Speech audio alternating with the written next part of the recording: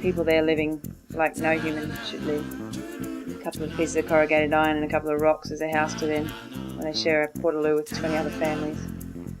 These children in these AIDS orphanages, I think it was 25 children and 18 of them have AIDS. They're living without parents in the most basic of situations. One of the main things we wanted to do in this project was make a connection with the rank and file members, that they knew when they were donating something what it was about.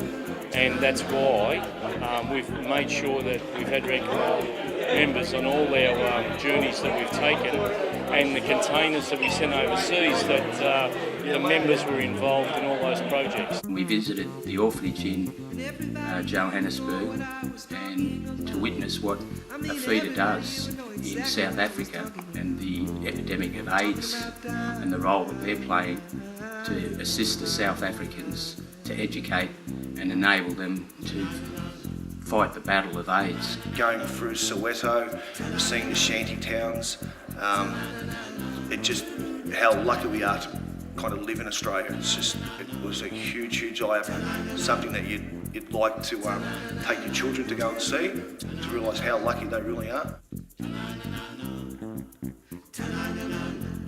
Well, if you look at the whole global picture, there's 1 billion people living on less than $1 a day, and another billion living on between $1 and $2 a day. So you've got 2 billion people living in very serious poverty. We've got about 60 projects, and many of them, probably 2/3, are working with trade unions to strengthen them in various ways.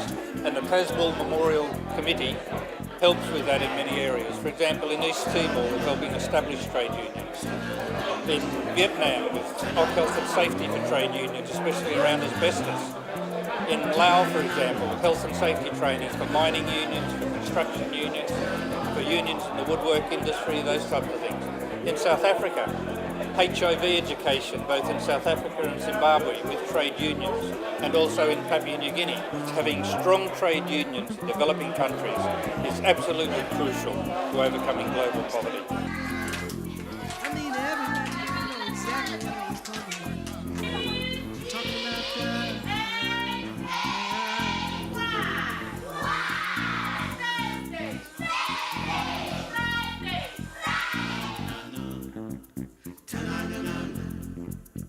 Tassie, he had so much energy and ready to go, and was snatched away from us.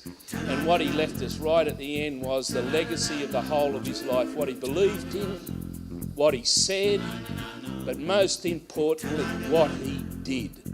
We would not have achieved the ability to translate the international union movement into a fighting, militant organisation that is prepared to back the people to fight like the dockers, like the seafarers, and go forward without the wonderful leadership and vision of this man. And he stands for a lot more than just people. He stands for an idea of freedom, an idea of justice, an idea of the future.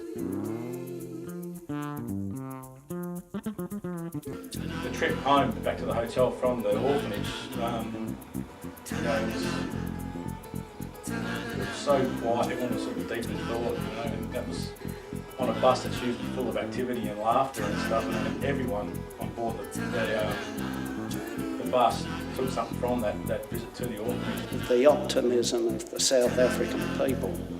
They had thrown over the yoke of imperialism and of apartheid, and they have many problems which they're aware of, yet they are confidently attacking them.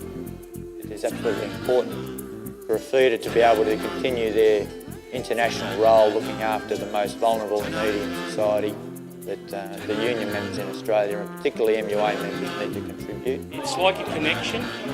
If you've gone up giving money and helping causes,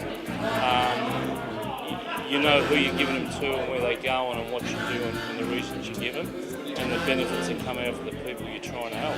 It's understanding what you're giving it for and the difference you are making, because we do make a difference.